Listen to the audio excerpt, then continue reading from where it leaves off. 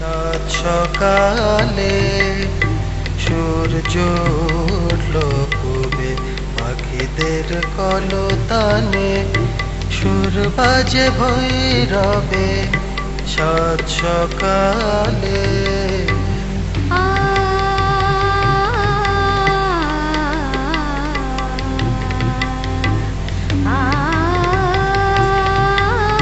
রাঙা হলো নীল আকাশ, রাঙা হলো মন প্রাণ।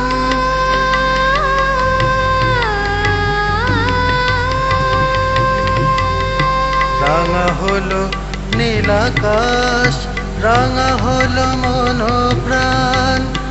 এসো না সকলে মিলে সুরে সুরে ধরি তান। নতুন দিনের আলোয় কত আশা জাগে বুকে। সাত সকালে, সাত সকালে, সাত সকালে।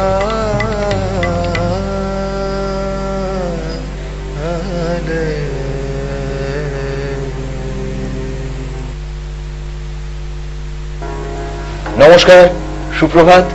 প্রত্যেক দিনের মতো আবার কিন্তু চলে এসেছি আপনাদের সেই ভীষণ চেনা, ভীষণ পরিচিত অনুষ্ঠান আরসিটিভি নিবেদিত সাত সকাল নিয়ে। আর আজকে সকালটা যেহেতু রবিবারের সকাল, রবিবার মানেই একটা ছুটি ছুটি মেজাজ, আর ছুটির আনন্দে কিন্তু আমরা সবাই মেতে উঠেছি। আর সেই সঙ্গে মেতে উঠেছি গানের তরি নিয়ে, গানের সুরে ভেসে যাওয়ার অপেক্ষায়। আর সকালবেলা ছুটির দিন মানেই কিন্তু একটু অলসতা, একটু জড়তা আমাদের মধ্যে কাজ করে। কিন্তু তা বলে কিন্তু আমাদের গানের আড্ডাটা নিয়ে প্রত্যেক দিনের মতো আমরা আবার চলে এসেছি। আর আজকে আপনারা দেখতেই পাচ্ছেন আমাদের সঙ্গে একজন নয় কিন্তু দুজন শিল্পী রয়েছেন। এমন দুজন শিল্পী আমাদের সঙ্গে আজকে রয়েছেন যাদের সারা জীবনটা কিন্তু সঙ্গীতের প্রতি সমর্পিত। একটু দেরি না করে সবার আগে আমরা আলাপ করিয়ে দিচ্ছি আজকের অতিথি যারা রয়েছেন তাদের সঙ্গে। আমাদের সঙ্গে আজকে কিছু অসামান্য সঙ্গীতের উপহার নিয়ে আমাদের সঙ্গে উপস্থিত রয়েছেন শ্রী নারায়ণ কুণ্ডু মহাশয়। সুপ্রভাত। এবং আরেকজন শিল্পী কিন্তু আমাদের সঙ্গে রয়েছেন এসরাজে আমাদের ভীষণ কাছের মানুষ, ভীষণ পরিচিত আরেকজন মানুষ যার জীবন ও সঙ্গীতের প্রতি সমর্পিত, রয়েছেন শ্রী রঞ্জিত রায় মহাশয়। সুপ্রভাত স্যার। স্যার, অনুষ্ঠানটা শুরু করার আগে প্রথমেই যেটা জানবার খুব ইচ্ছে, আপনার প্রথম সঙ্গীতের অনুপ্রেরণা, মানে প্রথম গান কবে থেকে শুরু? আমার সঙ্গীতের অনুপ্রেরণা আমার ঠাকুরদা খুব ভালো গান গাইতে পারতেন, বাজাতেও পারতেন। তার থেকে বাবা পেয়েছেন, বাবা খুব সুকণ্ঠের অধিকারী ছিলেন, তার থেকে আমি পেয়েছি। আর আমার বাবা রায়গঞ্জ কমিউনিকেশন স্কুলে 30 বছর শিক্ষকতা করেছেন। এটা তো একটা খুব বড় একটা পাওয়া, মানে উত্তরাধিকার সূত্রে আপনাদের, মানে পারিবারিক সূত্রেই একটা গান পাওয়া। হ্যাঁ, পারিবারিক সূত্রেই আর কি গানটা চলে এসছে। আচ্ছা, প্রথম সঙ্গীতের যে এই প্রতিভা, আপনার প্রথম যে গান শুরু, সেটা কতদিন আগে থেকে? আমার সঙ্গীত আমি এই 10-11 বছর থেকে আমি গুরু ধরে গান শিখতে আরম্ভ করি। অনেক আগে রায়গঞ্জে দীপালি উৎসব হতো, সেই দীপালি উৎসবে প্রতিটা বিষয়ে আমি প্রথম স্থান। মানে সেটা তো একটা অনেকটা পুরনো একটা সময়ের কথা আপনি বলছেন।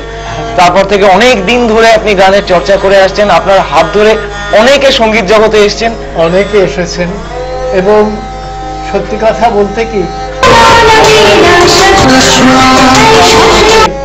ভারতবর্ষের বিভিন্ন প্রান্তে, এমনকি বিদেশে দরকার, ওটাকে আমরা বলি। আচ্ছা, তাহলে আজকে শুরুটা আমরা কিভাবে করব, মানে কি গান দিয়ে আমরা শুরু করব? নারায়ণদের এক ছাত্র কিন্তু ওনার পাশেই আছে, নারায়ণদারই ছাত্র আর কি। আচ্ছা আচ্ছা আচ্ছা, ওনার কাছে শেখাই ক্লাসিক ইত্যাদি। এটা খুব বড় একটা পাওয়া কিন্তু আমাদের হয়ে গিয়েছে। হ্যাঁ, তাহলে এবারে সবার আগে আর কি আরেকটা বিষয় খুব জানার ইচ্ছে, আপনার মানে যাদের কাছে আপনি শিখেছেন প্রথম অনুপ্রেরণা নিশ্চয়ই বাবা, তাই তো? হ্যাঁ। তার পরবর্তী তারপরে আমার গুরু পরম্পরা রয়েছে। হ্যাঁ আমি একদম প্রথম শুরুতে দেবেন আচার্য বলে একজনের কাছে আমি সামান্য দিন শিখেছিলাম। তারপরে বিহারের পীতাম্বর ঝা, তারপরে গিরিজা শঙ্কর চক্রবর্তীর সুযোগ্য শিষ্য মনীন্দ্রচন্দ্র দের কাছে সুদীর্ঘকাল, তারপরে পরবর্তী গুরু জহর মুখোপাধ্যায়, যিনি ওই গিরিজাবাবুর ঘরানা এবং দিলীপ চাঁদ বেদীর ঘরানার শিষ্য ছিলেন।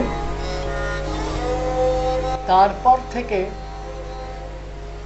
মানে জহর মুখোপাধ্যায় উনি ঘাটশিলায় চলে যান, সেখানে উনি দেহ রাখেন।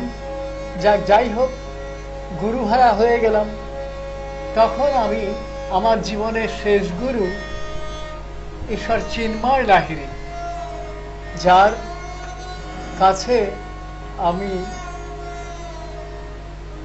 কমপক্ষে 12 বৎসর একাধিক্রমে শিখেছি। এই আমার হলো গুরু পরম্পরা। তো দেখা যাচ্ছে হিসেব করে প্রায় 5 দশক আমি গুরু ধরে গান শিখেছি। সত্যি খুব লম্বা একটা সময়, একটা যে সময়টা আপনি শিখে গিয়েছেন, তার ফল হিসাবে বোধহয় আজকে আমরা এমন সুন্দর কিছু গান আপনার থেকে শুনতে পাচ্ছি। আচ্ছা, আজকে শুরুটা আমরা যদি কোনো একটা গান আমাদের শোনান। বেশ, আমি রবীন্দ্রনাথের গান দিয়ে শুরু করছি। অবশ্যই।